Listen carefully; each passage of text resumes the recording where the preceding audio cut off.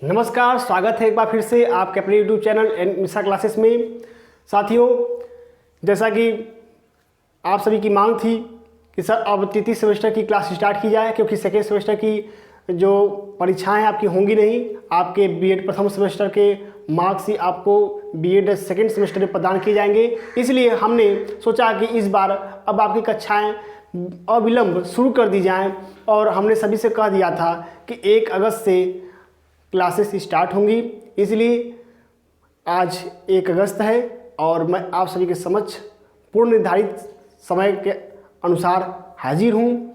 तो आज हम जानेंगे कि हिंदी शिक्षण में हमें क्या क्या पढ़ना है। देखिए, जैसा कि आनंद सर ने बता दिया था कि सबका सब्जेक्ट कैसे यहाँ पे अलग अलग होगा थर्ड सेमेस्टर में, क्योंकि बीएड प्रथम और बीएड द्वितीय सेमेस्टर में आप दोनों लोगों के सब्जेक्ट एक ही होते हैं, चाहे कोई भी किसी भी ग्रुप से पढ़ के आया हो। लेकिन जब थर्ड सेमेस्टर में जाते हैं तो उनके सब्जेक्ट डिवाइड हो जाते हैं, अलग अलग हो जाते हैं। जैसे कि अगर आप आर्ट ग्रुप से हैं तो आपको आपके जो ग्रेजुएशन में जो सब्जेक्ट हैं अगर उन्हें ले लेंगे तो आपके लिए अच्छा रहेगा, क्योंकि अगर आप टीजीटी का एग्ज़ाम देते हैं, पीजीटी का एग्ज़ाम देते हैं तो आपके पास बीएड रहेगा। मान लीजिए कि आपको टीजीटी देना है विज्ञान से, ठीक है, आपको साइंस में आपने फॉर्म भरा है, ठीक है, टीजीटी के लिए। अब आपने अपने बीएड में अब वहाँ पे आपने लिया है इतिहास शिक्षण और हिंदी शिक्षण। तो इतिहास हिंदी शिक्षण ले सकते हैं, कोई दिक्कत नहीं है, लेकिन आप इतिहास हिंदी शिक्षा जब ले करके अपनी मार्कशीट वहाँ पर दिखाएंगे तो वहाँ पे ये प्रश्न उठेगा कि आप तो विज्ञान के शिक्षक बनने जा रहे हैं, तो आप इतिहास और हिंदी कैसे पढ़ाना, ये आपके पास जानकारी है, आपके पास विज्ञान शिक्षण क्यों नहीं था। तो यह आसानी होती है आपके टीजीटी और पीजीटी के एग्ज़ाम में। इसलिए यहाँ पे सब्जेक्ट अलग अलग कर दिए जाते हैं। जो आर्ट से होते हैं उनके लिए एक लैंग्वेज होता है, लैंग्वेज में उर्दू ले सकते हैं, हिंदी ले सकते हैं, अंग्रेजी ले सकते हैं या संस्कृत ले सकते हैं। उसके बाद आपके ग्रेजुएशन से जो भी एक सब्जेक्ट है उसको आप ले सकते हैं। जैसे आपके ग्रेजुएशन में मान लीजिए इतिहास है, राजनीति विज्ञान है, या फिर ये भूगोल हो गया या अर्थशास्त्र हो गया। अगर ये सब विषय हैं तो आप ये सब का ले सकते हैं शिक्षण। अर्थशास्त्र है तो अर्थशास्त्र शिक्षण ले लीजिए। या फिर कुछ बच्चे ऐसे जिन्होंने कमेंट किया है कि सर हमारे इन चारों में से कोई विषय है ही नहीं, हमारा सैन्य विज्ञान है, मनोविज्ञान है, हमारा मनोविज्ञान हिंदी है ग्रेजुएशन में, तो हिंदी तो ले लिए लेकिन मनोविज्ञान शिक्षण है ही नहीं, सर कैसे लें। तो अगर आपका मनोविज्ञान है या सैन्य विज्ञान है या फिर आपके कोई अन्य जिससे शारीरिक वो होता है, ये शारीरिक शिक्षा, फिजिकल एजुकेशन, अगर आपका ये है तो आप क्या करेंगे, आप इतिहास, भूगोल, नागरिक शास्त्र, इसमें से कोई भी एक शिक्षण ले लीजिएगा। और एक बात का और ध्यान रखिए, बहुत ज़्यादा दिक्कत होती है, आप लोग भ्रमित हो जाते हैं जब आप परीक्षा का फॉर्म भरते हैं तो वहाँ पे राजनीति विज्ञान शिक्षण आप खोजते हैं कि हमारा राजनीति शास्त्र था ग्रेजुएशन में तो राजनीति विज्ञान शिक्षण खोजें, लेकिन वहाँ पे क्या होता है कि राजनीति विज्ञान शिक्षण नहीं मिलता है। तो राजनीति विज्ञान जिनको लेना होता है उनके लिए नागरिक शास्त्र शिक्षा आता है, सिविक्स टीचिंग होता है वहाँ पे, ठीक है। तो ये बात का ध्यान रखिएगा। चलिए, ये सब तो बातें होती रहेंगी। आज हम आते हैं अपने टॉपिक पे। एकदम समय से हाजिर हूँ। देख रहे हैं कि टी शर्ट भी प्रेस नहीं किया हुआ है, ये भी ऐसे ये सिकड़ा हुआ, लेकिन मेरा यह मकसद था कि आप सभी का घाटा न हो पाए, क्योंकि अपने यहाँ थोड़ी लाइट की समस्या चल रही है, लेकिन फिर भी मैं आप सभी के समक्ष पूर्ण निर्धारित समय पर हाजिर हुआ। तो हमारे इस लगन को देखते हुए भी आप भी पूरा क्लास को एकदम बेहद तन्मयता के साथ देखिए। चलिए देखिए, सबसे पहले बात करेंगे कि बीएड तृतीय सेमेस्टर में जिनका हिंदी शिक्षण है उनको किन किन चीज़ों का अध्ययन करना है। तो unit first, unit second, unit third, unit fourth, इन चारों यूनिट पे हम देखेंगे। सबसे पहला है यूनिट फर्स्ट। यूनिट फर्स्ट में आप देखेंगे भाषा का अर्थ, परिभाषा, प्रकृति और विशेषताएँ। भाषा का क्या अर्थ है, प्रकृति क्या है, भाषा की विशेषता क्या है, ठीक है, और भाषा की परिभाषा क्या है, तथा इनके साथ हम भाषा का महत्व का भी अध्ययन करेंगे।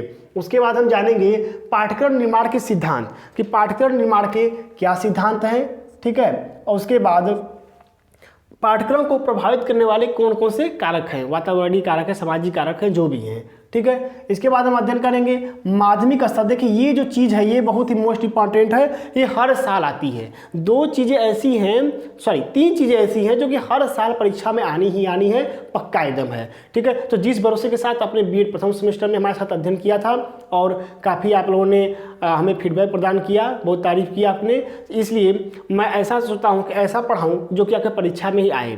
ठीक है। किताब में तो बहुत सारी चीज़ें मिल जाएंगी, अलग अलग प्रकाशन की बहुत सारी चीज़ें हैं, लेकिन पढ़िए ऐसा जो कि आपको आगे भविष्य में काम आए, आपकी परीक्षा में काम आए, ठीक है। तो देखिए आगे है कि माध्यमिक स्तर पर उत्तर प्रदेश बोर्ड द्वारा माध्यमिक स्तर पर निर्धारित पाठ्यक्रम, यानी कि ये माध्यमिक स्तर पर, ठीक है, माध्यमिक स्तर पर उत्तर प्रदेश बोर्ड द्वारा, ठीक है, यहाँ पे 2 बार लिख गया है बाय मिस्टेक, ठीक है। तो उत्तर प्रदेश यहीं से लेंगे हम, उत्तर प्रदेश बोर्ड द्वारा माध्यमिक स्तर पर निर्धारित पाठ्यक्रम, यानी कि जो उत्तर प्रदेश बोर्ड ने माध्यमिक स्तर पर पाठ्यक्रम का निर्धारण किया है, इसका क्या करेंगे हम, समीक्षात्मक अध्ययन करेंगे, यानी कि उनमें हम अपना दृष्टिकोण के अनुसार लिखेंगे कि इसकी क्या विशेषताएं हैं, क्या गुण है, क्या दोष है, उनका हम अध्ययन करेंगे।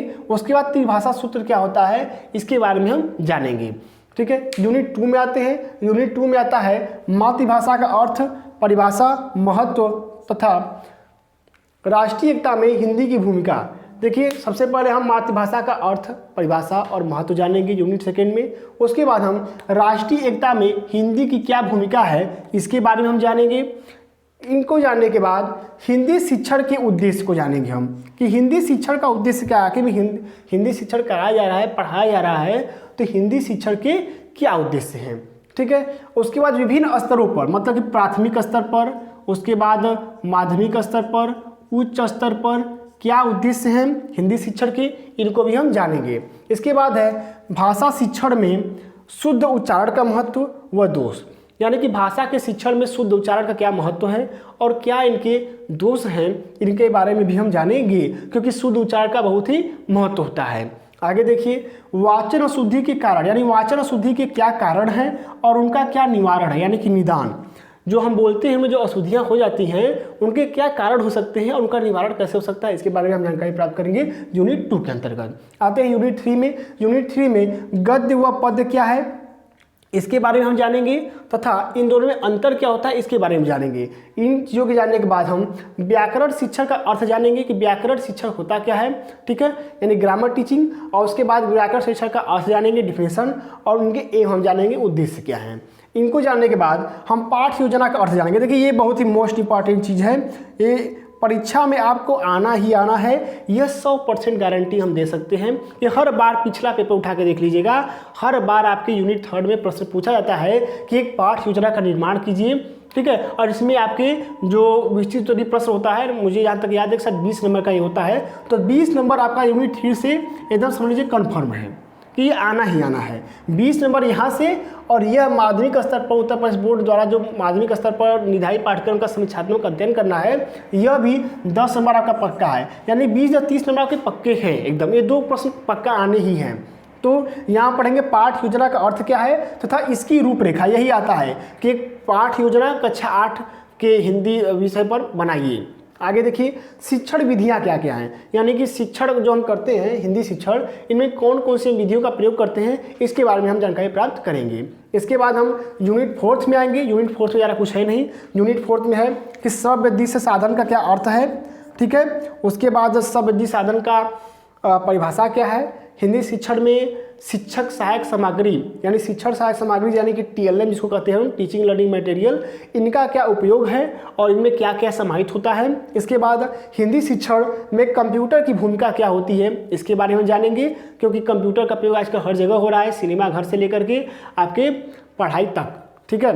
इसके बाद मूल्यांकन की क्या क्या प्रविधियाँ हैं। मूल्यांकन में प्रविधि मतलब कि हम किन किन प्रविधियों के द्वारा, विधियों के द्वारा मूल्यांकन कर सकते हैं, इसके बारे में अध्ययन करेंगे। यही आपके BEd तृतीय सेमेस्टर की हिंदी शिक्षा का पूरा सिलेबस है, जहाँ तक उम्मीद है कि यह आपके लगभग 1.5 महीने में समाप्त हो जाएगा। अब बात करते हैं कि सर UPTED की क्लास स्टार्ट कब करेंगे। तो हमने एक पोल दिया था आप लोगों को कि आप किस विषय क्लास सबसे पहले चाहते हैं, तो आपका आंसर आया है कि बाल मनोविज्ञान जो है उसकी क्लास सबसे पहले चलेगी, यानी CDP जिसको कहते हैं, चाइल्ड डेवलपमेंट। तो ठीक है, हम उसकी भी क्लास बीच में स्टार्ट करेंगे इसी के साथ, ठीक है। एक दिन हो सकता है इसकी क्लास हो, अगले दिन उसकी क्लास होगी, ऐसे करके हम दोनों का कम्बाइन चलाएंगे, क्योंकि आपके 3rd सेमेस्टर के जो छात्र हैं वह भी UPTED में बैठेंगे। तो जहाँ तक हमारा पूरा प्रयास है कि भाई हमारे पास डिजिटल बोर्ड नहीं है, लेकिन इस लिखित वाले बोर्ड पर हम जितना अपना योगदान दे सकते हैं उतना आप सभी के समझ रखेंगे।